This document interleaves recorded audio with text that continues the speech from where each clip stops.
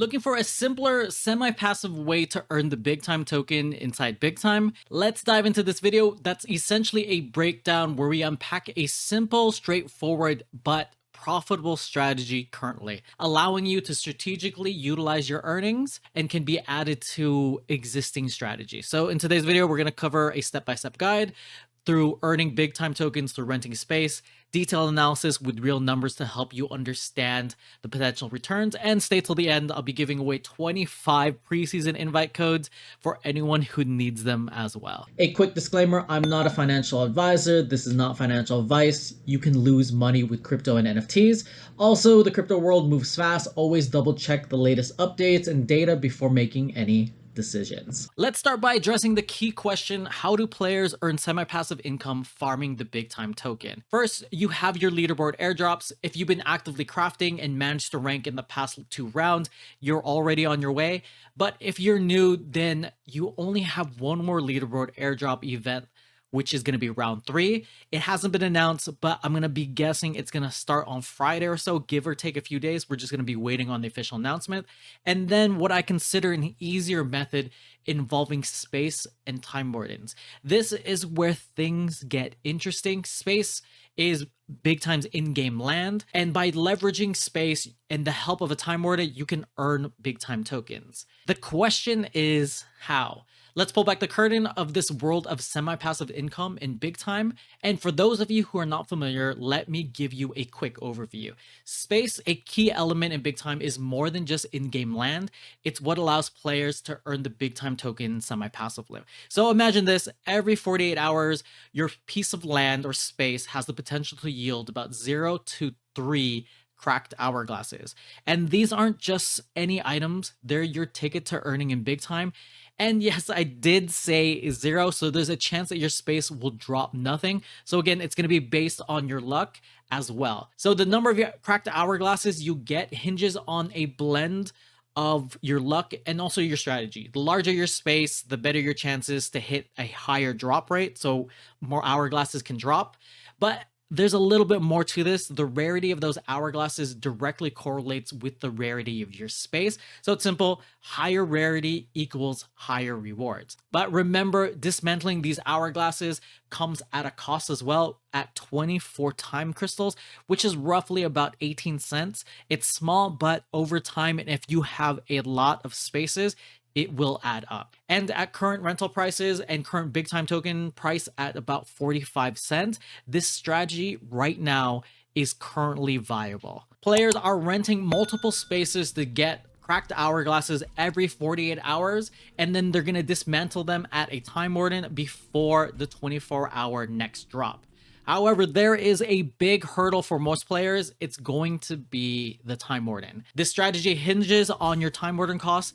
Now, for early access veterans and players, you are probably sitting pretty and you have already cruised past that break-even point, or maybe you snagged a Time Warden from an early airdrop or just got it at a really low cost. For you and everyone else who's balanced their books on time and space, every single BigTime token that you'll be earning is pure, unadulterated profit. However, for most of everybody else, if you don't own a Time Warden or are not close to breaking even, it becomes a lot riskier. Buying one outright will set you back about $704, which is steep and risky because we don't know what's happening beyond leaderboard round 3. I mentioned my concerns at length in previous videos, but the gist is we might be at peak attention currently because of the hype around leaderboard event. Usually with altcoins and usually with the smaller projects is when it's at peak attention and when momentum starts to slow and you don't have as much attention on the project, assets and prices tend to decrease. If the leaderboard event ends, will asset prices decrease because there's no longer competition or hype for the event airdrop? There could be a better buying opportunity after leaderboard 3, where we have more answers to a lot of the questions that we have currently. Questions are we at a local top? Could there be a sell-off? Could the crypto gaming narrative pick up steam and we see a gaming altcoin season sooner? What events are they going to be pushing? When are they going to push the new enhancements? That said, I still believe there's value inside a Time Warden in space and that they'll be useful after this event. I just don't know how well it will retain value after the event. There's a lot of unknowns, so there's a lot of risks to be aware of. So as a new person coming in, if you're not already doing the strategy, these are something to think about. So while buying a Time Warden outright has massive risk, renting does emerge as a potential alternative at $169.69, but it does cut into your earning potential. The question is by how much, and if the potential profit is worth it for the time that you invest. So let's dive into the nitty-gritty potential earnings, and it's crucial just to keep an eye out on these expenses and weigh out the risk to your own strategy and what you're comfortable with. Future Jeff here. I realize I didn't explain an important piece. How many spaces can a player rent per Time Warden? I'm going to be estimating about 4 to 7 spaces per Time Warden, and why this specific range. It's all about the drop rate of these elusive cracked hourglasses and the time it takes to dismantle them. Think of it as a balancing act: too many spaces and you're drowning in hourglasses with not enough time to dismantle them all. Dismantling a common hourglass takes about 7 hours, so in a 48-hour cycle till the next drop, you can handle approximately 6.86 common cracked hourglasses. As we know it, life isn't perfect, and neither is our timing. We can't always be there to hit dismantle the second that it's ready. So here's where it gets a little bit trickier. If you have rarer and bigger spaces, they drop more hourglasses, sure, and they also demand more of your time. We're looking at managing about 4 to 5 spaces per Time Warden to stay efficient, and looking at some of the top players' numbers with epic and rare, it's going to be more than the conservative rate of getting 15 cracked hourglasses per month. The higher the rarity, also, the longer the dismantle time. So we're talking about 8 hours for uncommons, 9 for a rare. So it's a game of patience and strategy. Let's kick off our analysis with a scenario where a player doesn't have a Time Warden and needs to rent one. That's going to set you back $169.69 currently. Now we pair this with rented Time Warden with 5 small or 5 small epic spaces. So why these in particular? Right now, rental spaces for these spaces are quite similar and people are undercutting themselves thanks to this competitive market. So we have some opportunities. This is also based in a decision from what I'm gathering from top players who suggest that while there's higher rarity and larger spaces offer higher RNG and better drop rates, they don't offer consistent results, at least from their testing and what they've been gathering in their data. I can't share their numbers, but based on that, it seems like sticking with the smaller spaces from rare to epic at this point in time until the devs fix stuff is where to go and is what's profitable and most consistent right now. Let's dive into the numbers. Let's assume a conservative drop rate of 1 common cracked hourglass every 2 days. So that's going to be 15 hourglasses per month. Each of these cracked hourglasses will net you 12 big time. So with 5 spaces, you're looking at 180 big time per space, or 900 big time in total for a month. At the current big time rate of 45 cents, this equates to $405. Now, with the rental cost for spaces being around $32 to $34 each, we're estimating at a total of $34, times that by 5, that's $170 a month. But we have to consider the rental costs of the Time Warden as well, an additional 3.5 withdrawal fee, gas fee, which is $5.52, and $4.99 for the time crystal packs needed to dismantle everything. So we're withdrawing because we have to convert the big time into USDC or into ETH, depending on what's more profitable, so you can pay off your rental costs. We want the strategy to fund whatever you're putting into the big time ecosystem so that you're not bringing anything out of pocket, so that you can just get to break even and everything is profitable from there. So this brings your total expenses roughly to $362, and after deductions you're left with a profit about $42, or roughly 94 big time tokens per 5 spaces per 1 Time Warden.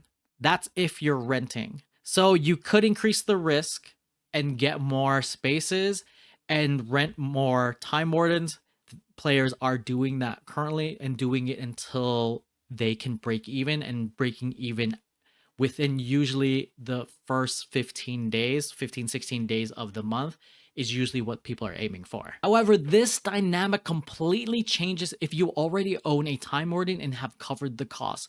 In this scenario, every big time token that you earn post this break-even point is pure profit. Continuing our previous calculations for space rentals, assuming you've already covered your Time Warden costs, you'll be earning the same 900 big time tokens a month, worth $405 again. Subtract the 170 rental cost for the spaces, again, all the additional fees, $4.99 for time crystals, $5.52 gas, and then the 3.5 withdrawal fee on top of all of that. You're left with about $218.17 in profit, leaving you with roughly 484.83 big time tokens left. Now, once you have these profitable big time tokens, there's options, and this is where things get interesting. The easiest thing is, if you're looking for immediate gains, selling your tokens right away is a solid choice. It's quick, straightforward, instantly rewarding. You just need to pay gas and the 3.5 withdrawal fee.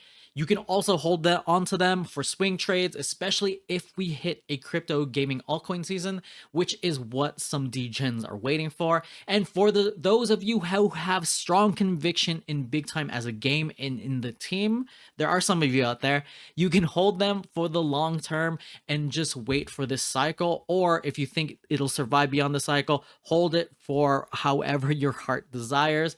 But there's more strategies that you can employ. If you have an armory or forge, you can use those tokens to craft in-demand items like hourglasses to sell in the marketplace, or for your own use to create your own hourglasses to farm the token further. Remember, Leaderboard 3 is just around the corner as well, so these tokens can be used to compete for a higher airdrop, especially since these are break-even and free essentially. I'll be releasing a video on Leaderboard Round 3 based on my own experience ranking for Round 2 and Round 1, so subscribe if you haven't yet to not miss out on that. However, a word of caution for those renting a Time Warden: with profit margins on the slimmer side, your strategic options might feel limited. With around 94 tokens, securing a leaderboard spot could be challenging, and I don't think it's going to be possible without further investment.